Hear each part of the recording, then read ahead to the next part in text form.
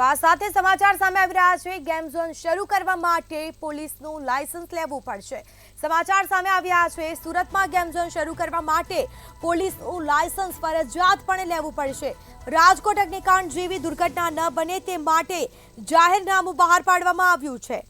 Police commissioner દ્વારા 63 પાનાનું જાહેરનામું બહાર પાડવામાં આવ્યું।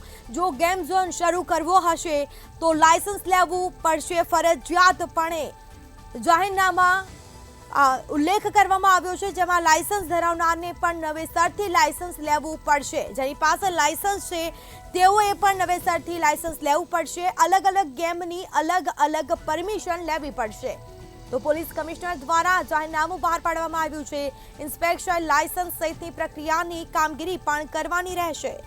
એક્સપર્ટના અભિપ્રાય પણ લેવો ફરજિયાત કરવામાં આવ્યો છે। ગેમ ઝોન માલિકોએ ફરજિયાત પડે ઇન્સ્યોરન્સ પણ લેવાનું રહેશે।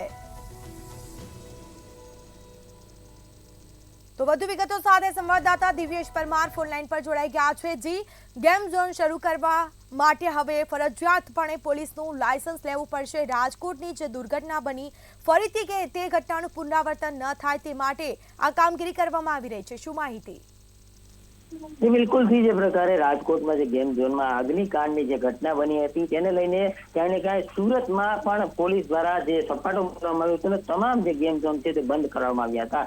ત્યારે આ ગેમ ઝોન શરૂ કરવા માટે થઈને પોલીસે જે પ્રકારે કહી શકાય કે સુરત પોલીસ કમિશનર દ્વારા 63 પાનાનું સૌપ્રથમ વખત જાહેરનામું બહાર પાડ્યું છે। અને આમાં જે પ્રકારે ગેમ ઝોનના માલિકો હશે જેમની પાસે અગાઉનું લાયસન્સ હશે તેમને પણ હવે પોલીસનું લાયસન્સ નવેસરથી લેવું જોઈશે। અને જે પ્રકારે આ લાયસન્સ લેવા માટે થઈને અલગ અલગ જે ગેમ ઝોન છે તે અલગ અલગ ગેમો વાઇઝ જે પ્રકારની પરમિશન છે તે અલગ અલગ લેવી પડશે। સાથે સાથે તેમનું ઇન્સ્પેક્શન પણ કરવામાં આવશે। ત્યાં પણ કોઈ ક્ષતિ જણાશે તો લાયસન્સ આપવામાં આવશે નહીં। સાથે સાથે જે પ્રકારે આ એક્સપોર્ટ છે તેનો અભિપ્રાય પણ લેવાનું ફરજિયાતપણે કરવામાં આવ્યું છે, જેથી કરીને કોઈ પણ પ્રકારની ક્ષતિ ન સર્જાય, જેથી એક્સપોર્ટ છે તેમની માહિતી પણ લેવામાં આવશે। અને સાથે સાથે જે પ્રકારે આ ગેમ ઝોન જે છે તેમાં ખાસ કરીને થર્ડ પાર્ટીનો લાયબિલિટી જે ઇન્સ્યોરન્સ આવે છે તે પણ લેવાનો રહેશે। તેમ છતાં પણ જો કોઈ પણ ચૂક આમાં રહેશે તો ગેમ ઝોનના માલિક વિરુદ્ધ ફોજદારી ગુનો પણ નોંધવામાં આવશે। આમ જે પ્રકારે સુરત પોલીસ કમિશનર છે તેમના દ્વારા ચુસ્ત કહી શકાય કે કડક નિયમો સાથે આ ગેમ ઝોન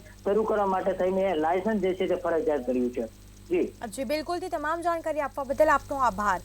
તો આ સાથે ગેમ ઝોન શરૂ કરવા માટે પોલીસનું લાયસન્સ ફરજિયાતપણે લેવું પડશે અને જો ચૂક થશે તો ગેમ ઝોનના માલિક વિરુદ્ધ ફોજદારી ગુનો પણ દાખલ કરવામાં આવશે। ગેમ ઝોનમાં ચાલતી દરેક ગેમના નિયમ હેઠળ આવરી લેવામાં આવશે।